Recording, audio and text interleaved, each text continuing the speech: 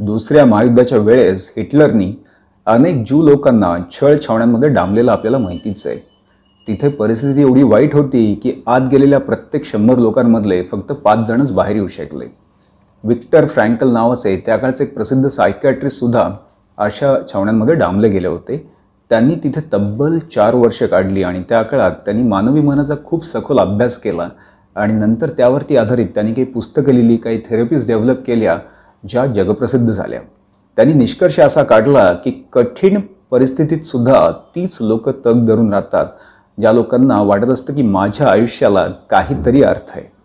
आणि जेव्हा व्यक्तीला असं वाटायला लागतं की माझ्या आयुष्याला काहीही अर्थ उरलेला नाही आहे, तेव्हा मात्र त्या व्यक्तीचं शरीर त्याची साथ देणं थांबवतं आणि ती व्यक्ती परतीच्या प्रवासाला लागते.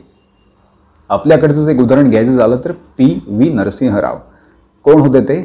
बरोबर, आपले माजी पंतप्रधान 1991 सालचे. त्यावेळेस त्यांचं वय 70 होतं. त्यांच्या शरीरात अनेक व्याधी होत्या. त्यांना डॉक्टरांनी कंप्लीट 3 महिन्याची बेड रेस्ट सांगितली होती. पण त्यावेळेस चक्र अशी काही फिरली की त्यांच्या गळ्यात अनपेक्षितरित्या माळ पडली आणि त्यांनी ते उत्साहाने जबाबदारी स्वीकारली. आणि त्यानंतरचे मात्र पुढचे 5 वर्षे त्यांनी रोज तब्बल 13 ते 14 तास कामं केली. त्यांची शारीरिक दुखणी खूप कमी झाली आणि आसपासची लोक खूप आश्चर्यचकित झाली. पण जेव्हा ते पाय उतार झाले तेव्हा मात्र सगळ्या आजारांनी पुन्हा डोकं वरती काढलं. म्हणजेच काय, आपल्याला जर शारीरिकरित्या स्वस्थ राहायचं असेल, आपल्याला दीर्घायुष्य हवं असेल, तर इतर काही गोष्टींबरोबरच 2 प्रश्न फार महत्त्वाचे असतात. पहिला म्हणजे मी माझ्या आयुष्याला काही अर्थ दिलेला आहे का? आणि दुसरा म्हणजे येणारा दिवस मला हवाहवासा वाटतो का? तुमची काय त्या दोन्ही प्रश्नांची उत्तरं? हो का निश्चित माहीत नाही. आता हे सगळं मोठं बोलणं ठीक आहे, पण हे एक्झॅक्टली आपल्या आयुष्यात इम्प्लिमेंट कसं करायचं यासाठीच आज मी तुम्हाला एक सिस्टीम शिकवणार आहे ज्याचं नाव आहे फ्लॅश, FLASH. या 5 गोष्टी जेव्हा आपण आपल्या लाईफमध्ये इन्क्लूड करतो तेव्हा पुन्हा आपल्या आयुष्यात रंगत येते आणि आपलं शरीर आपली उत्तम साथ द्यायला लागतं. F पासून काय? फ्रेंड्स, मित्र. मित्र म्हणजे कोण? हो, ज्या व्यक्तीबरोबर आपण कुठलाही मुखवटा न घालता वावरू शकतो आणि तरीही त्या व्यक्तीचे आपले संबंध उत्तम राहतात, ती व्यक्ती म्हणजे आपला मित्र किंवा मैत्रीण. का मित्र महत्त्वाचे आहेत?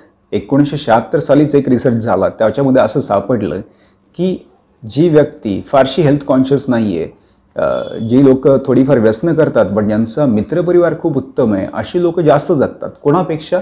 जी लोक हेल्थ कॉन्शियस आहेत पण ज्यांना फारसे कोणी मित्र नाही आहेत. म्हणजेच काय, व्यायामापेक्षाही मैत्री जास्त महत्त्वाची. आणि म्हणून मित्र. पण नुसतं मित्रपरिवार असून उपयोग नाही आहे, त्यांच्याबरोबर वरचेवर भेटीगाठी होणं, त्यांच्याबरोबर व्यक्त होणं हे जास्त महत्त्वाचं आहे. So F friends. त्यानंतर L पासून लर्निंग. सतत काहीतरी शिकत राहिलं पाहिजे. डझंट मॅटर की तुम्ही 20शीत आहात, 40शीत आहात का 70शीत आहात, पण सतत नवीन काहीतरी शिकलं पाहिजे. का? न्यूरोबायोलॉजिस्ट आपल्याला काय सांगतात की सतत काहीतरी शिकणं हा आपल्या ब्रेनसाठी उत्तम व्यायाम आहे. आणि जे लोक सतत काहीतरी शिकत राहतात त्यांना अल्झायमर, पार्किन्सन्स असले चित्रविचित्र नावाचे आजार होण्याची शक्यता पण खूप कमी असते. म्हणून सतत काहीतरी शिकायचं. अगदी शिकायला जमलं नाही तर आपण उत्तम वाचनसुद्धा सतत करत राहू शकतो. आणि इथं मी उत्तम म्हणतोय त्यामुळे न्यूजपेपर याच्यामध्ये येत नाहीत. सो L पासून लर्निंग. त्यानंतर A सिस्टीम काय? FLASH. A पासून आर्ट, कला. इकडे थोडीशी आपण व्याख्या विस्तृत करू. कला किंवा मला आवडणाऱ्या कराव्याशा वाटणाऱ्या गोष्टी. सो 72 कला आहेत. हो, त्यापैकी आपण काही शिकून स्वतः कलाकारी दाखवू शकतो किंवा इतरांनी सादर केलेल्या कलेचा आस्वाद तरी आपण निश्चित घेऊ शकतो. का आर्ट महत्त्वाची आहे? रिसर्च आपल्याला काय सांगतो? आर्ट डायरेक्ट नर्वस सिस्टीमला इम्पॅक्ट करते, आपलं इमोशनल पॅटर्न्स इम्पॅक्ट करते. म्हणून तुम्ही ऐकलं असेल ना, आर्ट थेरपी वगैरे, म्युझिक थेरपी वगैरे. आता आजारी पडून थेरप्या घेण्याची वेळ कशाला आणायची? आपणच आपल्या आयुष्यात आत्ताच आर्ट इन्क्लूड करू. आणि अगदीच काही नाही आर्ट वगैरे जमलं तर ॲटलिस्ट उत्तम म्युझिक तरी आपण कायमच ऐकू शकतो. आणि इथं सुद्धा मी उत्तम म्युझिक म्हणतोय, त्यामुळे विचारपूर्वक ऐका. So A. त्यानंतर तर S पासून काय असेल? स्पिरिच्युअलिटी, आध्यात्मिक प्रगती. अरे काय बाबा, हे अध्यात्म वगैरे इथं कशाला आलं? सांगतो. जेव्हा आपली आध्यात्मिक प्रगती व्हायला लागते तेव्हा आपल्या आयुष्याला हळूहळू अर्थ मिळायला लागतो, आयुष्याचा अर्थ कळायला लागतो, आपल्या काही प्रश्नांची उत्तरं मिळतात, काही प्रश्न विरून जातात, आपलं चित्त स्थिर होतं. आता आध्यात्मिक प्रगती म्हणजेच काय? या जगाला धरून ठेवणारी, या जगाला पुढे घेऊन जाणारी अशी एक अज्ञात शक्ती आहे. त्या शक्तीचं काही अंश आपल्यामध्ये पण आहे. आपलं त्या शक्तीशी कनेक्शन असतं आणि हे कनेक्शन जाणीवपूर्वक स्ट्रॉंग करणं म्हणजे आध्यात्मिक प्रगती. आता मी हे जे काही बोलतोय ते वरून जाणं सहज शक्य आहे आणि म्हणूनच या मार्गावरती जाताना एका चांगल्या गुरुची आवश्यकता असते. आणि बाय द वे, नुसते यूट्यूबचे व्हिडिओ बघून फारशी प्रगती होत नाही, त्यासाठी साधना आणि त्याच्यामध्ये सातत्य याची गरज असते. सो एसपासून स्पिरिच्युअलिटी. आणि शेवटी एच काय असेल तुम्ही सांगा बरं? हेल्पिंग अदर्स, इतरांना मदत करायची. का? कारण इतरांना मदत करणे यापेक्षा आयुष्याला अर्थ देणारी दुसरी कुठलीच मोठी गोष्ट असू शकत नाही. आणि इथं जी मी मदत म्हणतोय ती एखाद्याला 25,000चा चेक लिहून दिला अशा प्रकारची नाही. आपण स्वतः इन्व्हॉल्व होऊन ती केली पाहिजे, म्हणजेच त्याचा आपल्याला पण फायदा होतो. आता भरपूर रिसर्च व्हॉलंटियर्सवरती केला की जे लोक व्हॉलंटिअरिंग करतात, जाऊन इतरांना मदत करतात, त्यांच्या स्ट्रेस लेवल कमी असतात, त्यांना डिप्रेशन येण्याची शक्यता कमी असते, त्यांच्या ब्रेनमध्ये सेरोटोनिनची लेवल हाय असते, म्हणजे त्यांना एकदम छान वगैरे वाटतं, त्यांना अँझायटी कमी असते.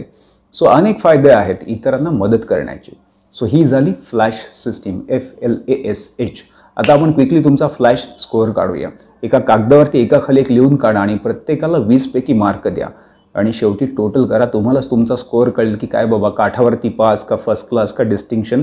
उत्तम असेल कॉंग्रॅच्युलेशन, कमी असेल कामाला लागा.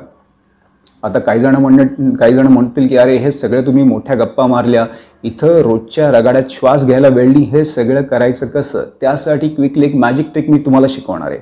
काय ती मॅजिक ट्रिक? या मोबाईलच्या मागं आपण दिवसातले कित्येक तास वाया घालवतो, त्यातला 50% वेळ कट करायचा आणि तो फ्लॅशला द्यायचा. बघा, बोलता बोलताच मी तुम्हाला तास दीड तास अवेलेबल करून दिला.